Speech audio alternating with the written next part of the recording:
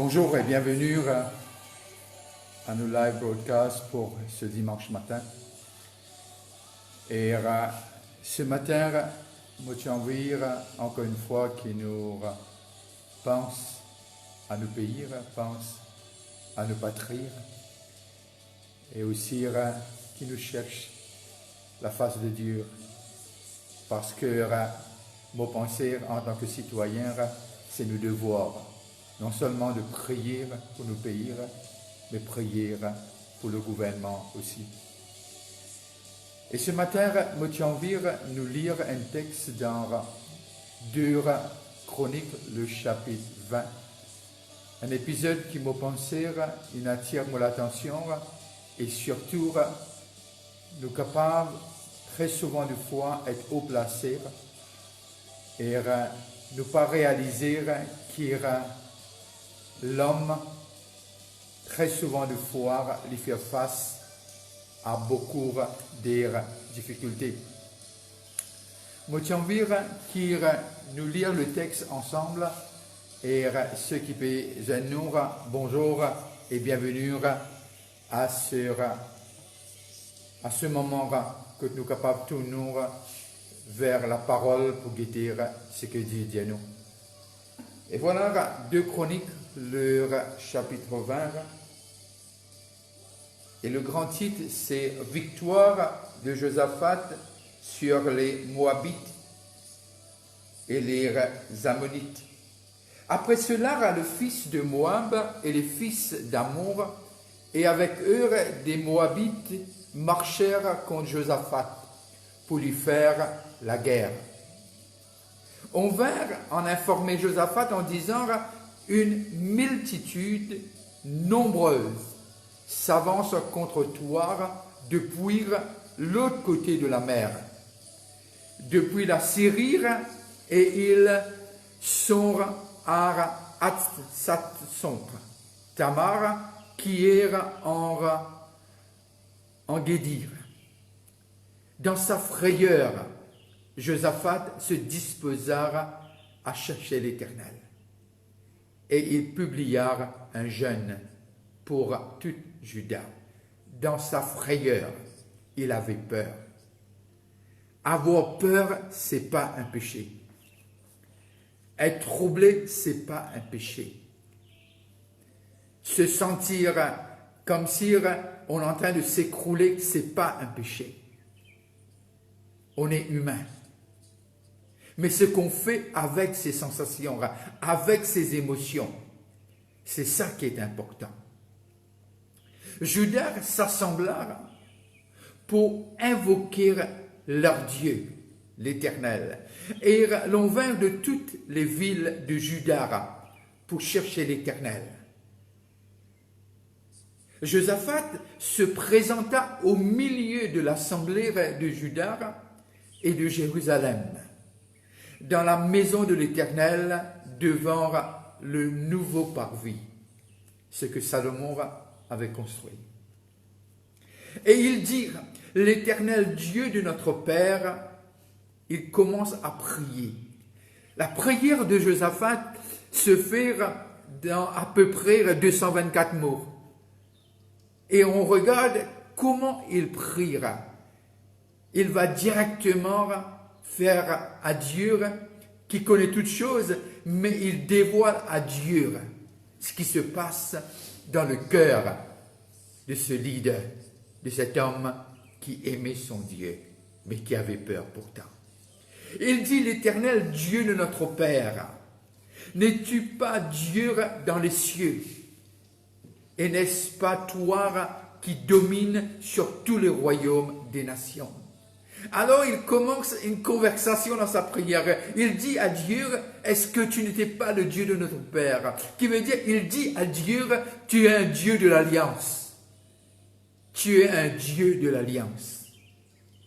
Et n'est-ce pas toi qui domines sur les royaumes des nations? Il fait comprendre à Dieu de ce que la terre lui appartient aussi. Comme si Dieu ne savait pas. Mais dans cette frayeur, il dit des choses exactes. C'est plus un acte religieux, mais c'est une conversation intime entre un homme qui aime son Dieu et cette conversation se déroule ainsi. N'est-ce pas toi qui en met la force de la puissance? Il dit, est-ce que ce n'est pas de la main qui a la puissance et à qui nul ne peut résister? Il déclare à Dieu sa grandeur, il déclare à Dieu sa majesté, il déclare à Dieu sa puissance. Il a peur, mais il n'a pas peur de déclarer à son Dieu celui qu'il aime. Il n'a pas honte de déclarer en public dans cette assemblée de ce que le Dieu qu'il sert, c'est un Dieu qui est puissant, qui a tout fait et qui n'a jamais été créé lui-même, et qui est l'alpha et qui est l'oméga. N'est-ce pas toi, notre Dieu, qui a chassé les habitants de ce pays devant ton peuple Israël, et qui l'a donné pour toujours à la postérité d'Abraham, qui t'aimait? Il va au commencement, il va dans Genèse, il déclare cette relation qu'Abraham avait avec son Dieu. C'était aussi connu comme l'ami de Dieu. Ils l'ont habité et ils t'y ont bâti un sanctuaire pour ton nom en disant, si nous survient quelque calamité, l'épée, les jugements, la peste, ou la famine, la peste ou la famine. Cette période de pandémie n'est pas nouveau au regard de ce monde et aux yeux de Dieu. Nous nous présenterons devant cette maison et devant toi, car ton nom est dans cette maison. Nous crierons à toi du sein de notre détresse, qui veut dire détresse aussi n'est pas nouveau. Et tu exauceras et tu sauveras. Il dit à Dieu déjà quelle position son Dieu a pris. Parce que son Dieu a pris cette position d'exaucer la prière et aussi de sauver ceux qui ont besoin. Maintenant, voici les fils d'Amour et de Moab, et sur de la montagne de Sir, chez lesquels tu n'as pas permis à Israël d'entrer quand il venait du pays d'Égypte, car il s'est détourné d'eux et ne les a pas détruits. On continue la lecture. Le verset 11. Les voici qui nous récompensent en venant nous chasser de ton héritage. Ce n'est pas un héritage que l'homme a donné à son peuple. C'est Dieu, parce que la terre appartient à Dieu, qui a donné de ton héritage dont tu nous as mis en possession. Le verset 12. Ô notre Dieu, n'exauceras-tu pas tes jugements sur eux? Car nous sommes sans force devant cette multitude nombreuse. Il dit vrai. Il dit vrai. On se sent impuissant devant cette pandémie. Mais il n'a pas cessé de prier. Sa prière ne s'arrête pas. Car nous sommes sans force devant cette multitude nombreuse qui s'avance contre nous. Et nous ne savons que faire. Mais nos yeux sont sur toi. Mais nos yeux sont sur toi. Tout Juda se tenait debout devant l'Éternel avec leurs petits-enfants, leurs femmes et leurs fils. Alors l'Esprit de l'Éternel saisit au milieu de l'assemblée Jasaziel, si je prononce bien, fils de Zacharie, fils de Benadja, fils de Jaël, fils de Mattania, à Lévite, donc les fils d'Asaph. Et Jacaziel dit, soyez attentifs, tout Juda et habitants de l'Éternel, parce que l'Esprit de Dieu l'avait saisi. Soyez attentifs, tout Juda et habitants de Jérusalem, et toi, roi Josaphat. Maintenant, c'est un homme rempli de l'esprit qui parle à son leader. Ils dirent, et toi, roi Josaphat. Ainsi vous parle l'Éternel. Il déclare ce que l'Éternel va faire, parce que l'Éternel écoute la prière des justes. Toujours. Ne crains point et ne vous effrayez point devant cette multitude nombreuse. Ne crains point et ne vous effrayez point devant cette pandémie. Or, l'île Maurice. Car ce ne sera pas vous qui combattrez. Ce sera l'Éternel, notre Dieu. Et cette lecture nous emmène à voir de ce que le Dieu qui n'est pas loin, il existe. C'est un Dieu qui est réel, qui est vrai, qui est présent.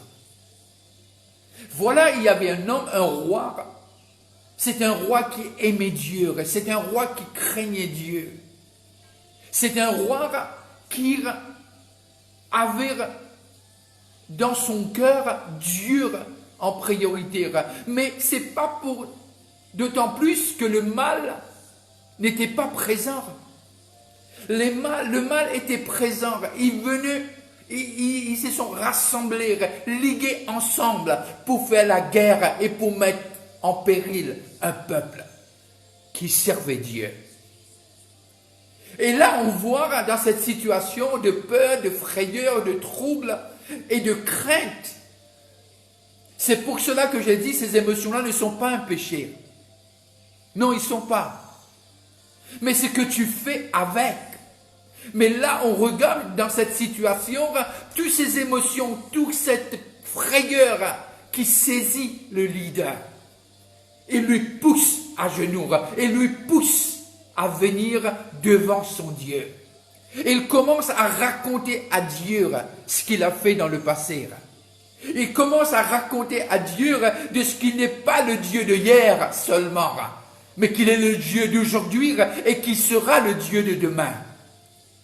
Il fait comprendre ce que c'est un peu comme la voix de l'apôtre Paul, qui pourra nous séparer de ce Dieu qui nous a choisis, qui pourra nous éloigner de ce Dieu qui nous a choisis et qui nous a appelés par notre nom. Oh, Josaphat savait, la peur était là. Il craignait, il tremblait peut-être, mais il y a quelque chose qui était stable en lui. Il connaissait le Dieu que son père avait servi dans le passé. Il sait la puissance de celui qui se met devant la mer et dit à la mer, ouvre-toi. Et la mer est desséchée afin que son peuple passe à travers. L'ennemi était à l'arrière. Ils étaient en nombre qu'on ne pouvait même pas compter. Mais il connaît l'histoire. Il connaît l'histoire de comment il est là où il est aujourd'hui. Nous besoin connaître aujourd'hui de ce que c'est pas nous qui n'appelle nous-mêmes pour être chrétiens. C'est pas nous-mêmes qui nous choisissons nous-mêmes pour être chrétiens, mais c'est Dieu qui nous a choisis. Et c'est le Dieu qui ne laisse pas en mi-chemin, qui n'abandonne pas. Et là, on voit dans cette situation de vie ou de mort. Et je pense, lorsqu'on est venu raconter, je viens de dire à Josaphat, le roi, le leader, je peux venir et je suis en grand nombre. C'est un peu comme je te raconte à Jacob, ton frère peut venir avec 400 hommes. Mais là, il y avait quelque chose en commun, de ce qu'il courbe, il cherche la face de Dieu. Pourquoi la face de Dieu? Parce que là, quand le cœur est tourné, les yeux sont braqués. Nous connaissons toujours l'épisode de Pierre, lorsque Jésus marche le de l'eau, il dit à Pierre, viens, et Pierre commence à marcher sur de l'eau. Quand ce lisier était braqué sur Jésus, il marchait bien. Mais quand ses yeux étaient frappés par tout ce qui était autour, la distraction, alors il ne pouvait pas. Tu ne peux pas être divisé dans tes pensées et dans ton cœur. On doit avoir le cœur fixé sur Jésus. Est-ce que ce qui arrive ne fait pas peur? Oui, ça fait peur. Mais ce n'est pas une peur qui va nous paralyser. Mais c'est une peur qui va nous faire monter comme les aigles. Pourquoi? Parce que cette situation encore nous emmène à voir qui est celui qui nous a appelés, qui est le Dieu que nous servons. Est-ce que c'est un Dieu fait du ciment, d'un rocher, et c'est un Dieu taillé par la main d'homme, ou bien c'est le Dieu qui a façonné l'homme à son image et à sa ressemblance? C'est un moment extraordinaire lorsqu'on regarde ce texte, parce que déjà, lorsqu'on va lire dans le même livre, le chapitre 6 et le verset 28, et voilà ce que Salomon dit. Quand la famine, la peste, la rouille et la nielle, les sauterelles d'une espèce ou d'une autre seront dans le pays, quand l'ennemi assiégera ton peuple dans son pays, dans ses portes, quand il y aura des fléaux et des maladies quelconques. Si tout ton peuple d'Israël fait entendre des prières et des supplications, et que chacun reconnaisse sa plaie et sa douleur, et en étendre les mains vers cette maison, exauce-les des cieux, du lieu de ta demeure. Il parlait de la maison, et là où la gloire de Dieu est descendue. Mais aujourd'hui, je parle de toi et de moi parce que nous sommes l'Église. Je suis sûr qu'il y a beaucoup de personnes qui auraient souhaité aller se rencontrer en famille. Là, ils voient l'importance. Peut-être ils ont travaillé quand il y avait l'Église, quand c'était possible, mais aujourd'hui, ils se disent, si seulement. Quand Dieu a déclaré un jour pour le Seigneur, il savait exactement ce qu'il faisait. Et voulait que la famille se rencontre. Bien qu'on ait l'Église, mais il voulait que l'Église se rassemble dans un lieu quelconque et qu'on puisse l'adorer et faire monter des louanges en commun, que la famille se tourne vers Dieu. Et là, il nous raconte de ce qu'un leader qui prend la décision de décréter un jeûne, le jeûne ne bouge pas Dieu. Non. Le jeûne nous bouge, nous, la race humaine. Parce que Dieu, il est Dieu. Il restera Dieu demain indépendamment. Mais il nous fait comprendre que ces choses qui arrivent, ce n'est pas nouveau. Et il est présent. Aujourd'hui, on se rassemble et pour dire de ce que peut-être on ne sait pas quoi faire. Mais quelque chose que tu peux faire là où tu es. Tout ton regard vers Dieu. Que ton regard soit cimenté. Que ton regard puisse être ancré. Que tout ce qui est en toi, que ton cœur ne soit pas divisé, mais qu'il soit là, fixé sur le roi des rois et celui qui est avec nous. Et j'aime bien regarder les noms parfois.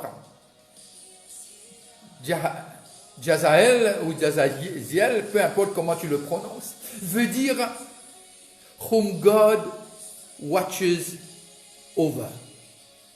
Il n'avait pas choisi quelqu'un par hasard. L'homme qu'il avait choisi, non seulement il était lévite, mais son nom même voulait dire quelque chose. Dieu a son regard braqué sur son peuple. On est la prunelle de ses yeux, on est dans les paumes de ses mains. Peine un cheveu de nous la tête qui tombait sans l'y connaître. On est à Dieu et Dieu prend soin de nous. Et Josaphat le savait. Il avait peur, mais il fallait mettre les priorités en place. Il fallait qu'il emmène le peuple pour voir plus loin. Pour voir plus loin, qu'est-ce que je veux dire? Pour voir qui était à la tête du peuple. Ce n'était pas Josaphat à la fin. C'était le Dieu qui avait appelé Josaphat à régner. Et Josaphat l'avait compris. Il fallait qu'il emmène tout le peuple à voir qui était le leader. Et Paul nous fait savoir que la tête de l'Église, c'est pas l'homme, mais c'est Christ. Il peut faire sans toi et sans moi, parce qu'il est Dieu. Aujourd'hui, jamais nous tu peux croire dans l'histoire de Maurice que cela peut arriver nous un jour. Mais ce que je veux te dire, Dieu le savait, lui. Il le savait, parce qu'il est le commencement, il est la fin. Mais ce que je veux te dire aujourd'hui, ce que je veux partager, où sont nos regards? Est-ce que nos regards sont braqués sur les nouvelles, sur les informations, vraies ou pas vraies? Je lis des choses qui ne sont même pas basées, mais simplement où vraiment tes yeux sont braqués sur sa parole qui est esprit et vie. Est-ce que tu dévores les informations ou bien tu dévores la manne qui tombe du ciel, la parole qu'il t'a laissée, qu'il m'a laissée? Se rassembler ne servira à rien si nos yeux ne sont pas braqués sur lui. Se rassembler ne sert à rien si Dieu n'est pas au centre. Se rassembler veut dire rien si notre cœur n'y est pas. Mais quand l'homme vient se rencontrer et que nos cœurs sont unis pour chercher Dieu, il se manifeste. Et là, il choisit un homme. Est-ce qu'il voulait dire peut-être la définition? Peut-être que j'exagère un peu. Dieu veille sur nous. Ça, je n'exagère pas. C'est sa parole. Il est notre bouclier. Il est notre forteresse. Il est le Dieu qui veille sur nous. Bien sûr, on aurait souhaité que ce soit comme avant, une colonne de feu dans la nuit, une colonne de nuée durant le jour, mais on a plus que ça. On a l'Esprit de Dieu qui habite en nous, jour et nuit, et qui déclare qu'on est enfant de Dieu. Et par cela, on dit Abba Père. Ce matin, où est ton regard? On réalise que l'argent, aujourd'hui, la richesse, le trésor, ne sert à rien. Tout le monde sont égaux, pareil. Mais Dieu, il est le Dieu qui veille sur tout le monde. Toi et moi.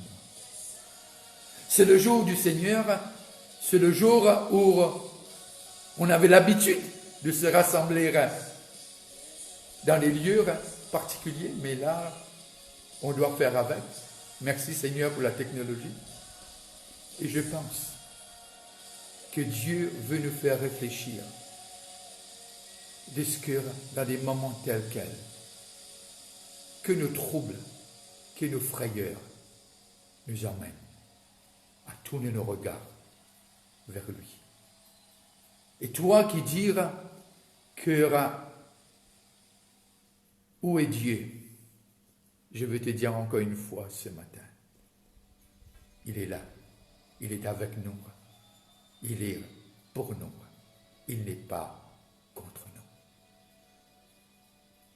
Mais c'est que le moment où le peuple allait quitter l'Égypte, l'agneau pascal a été immolé. En prenant la communion aujourd'hui, on va se souvenir de ce que c'est ce jour-là.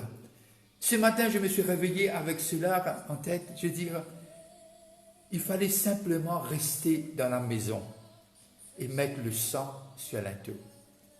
Il fallait mettre le sang. Pourquoi?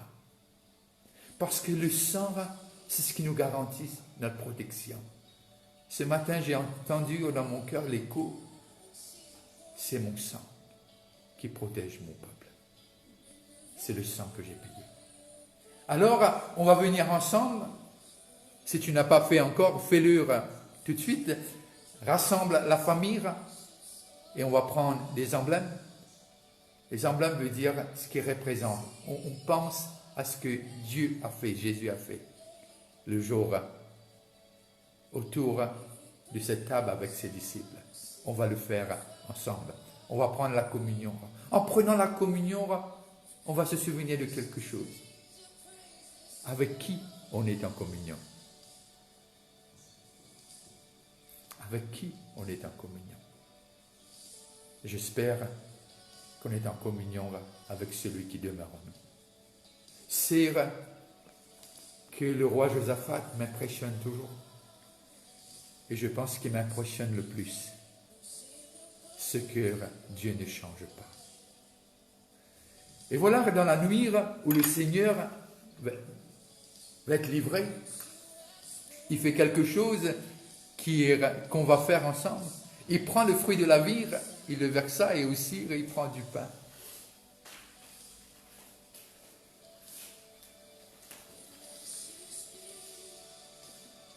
Dans mon cœur, mon pays ce matin me tient à cœur. Parce que je crois que Dieu m'a dit de retourner dans ce pays il y a un jour. Et je pense que Dieu a un but pour cette nation. Il y a un plan pour ce pays. Peu importe combien nombreux on est, ce n'est pas important. J'ai toujours dit, c'est Dieu. C'est Dieu qui fait la majorité. Ce n'est pas le nombre. J'ai toujours dit, ce n'est pas une démocratie, c'est une théocratie. Il règne, il va régner pour toujours. Et c'est lui qui place ses leaders là où ils sont. Dans la nuit où le Seigneur va être livré, il prit du pain. Puis il rend grâce. Et puis dire à ses disciples, c'est mon corps qui va être brisé pour vous. Il fait comprendre qu'on est racheté. On est racheté pour toujours. Il dit, prenez et mangez mon corps, parce que c'est la vie pour vous.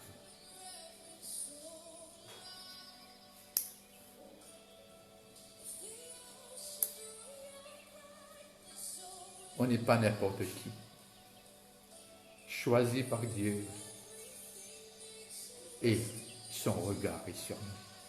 Parce qu'on est les prunelles de ses yeux. Prenez et mangez. Notre Seigneur, il est fidèle. Amen.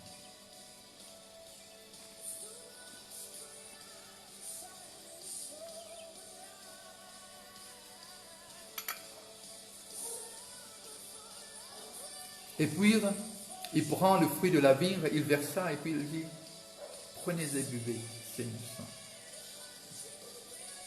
C'est quelque chose qu'on ne peut pas comprendre sans une révélation de ce que le sang parle mieux que le sang d'Abel. Mais ce sang-là ne parle pas de vengeance. Ce sang parle de l'unité à travers le corps et le sang de Jésus. Ce sang-là parle de rachat. Ce sang-là parle d'un salut complet.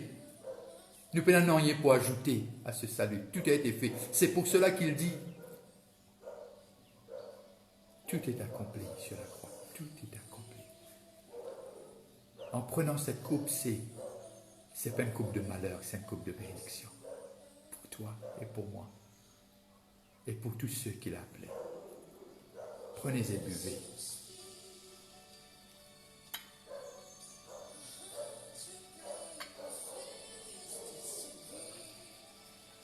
Le fruit de la vigne qui représente son sang.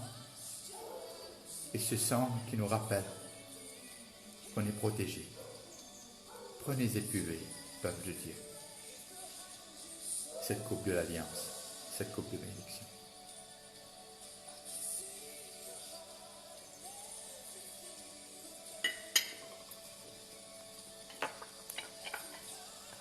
Je suis sûr que cette parole de Josaphat, vraiment, que Dieu nous dit à travers cet homme, quand on ne sait pas quoi faire. Mais nos yeux, c'est à nous de décider où on va les braquer. Et j'aime Proverbe, il dit veille sur ton cœur, qui veut dire chacun a la responsabilité de veiller sur son cœur. Et que Dieu te bénisse, que la lumière de sa face brille sur toi, que ce dimanche soit un dimanche de bénédiction. Ne sois pas peur, ne crains pas. Parce que ton Dieu, non seulement il est vivant, il habite en toi. et que vraiment sa grâce et sa paix envahissent notre cœur et nos pensées et nous gardent toujours en Jésus. Bon dimanche, et demain on se rencontre à 8 heures du soir pour une autre émission. Dieu vous bénisse, restez en famille et n'oubliez pas, priez pour notre pays. Si tu as un peu de temps, prie pour moi. Merci, au revoir.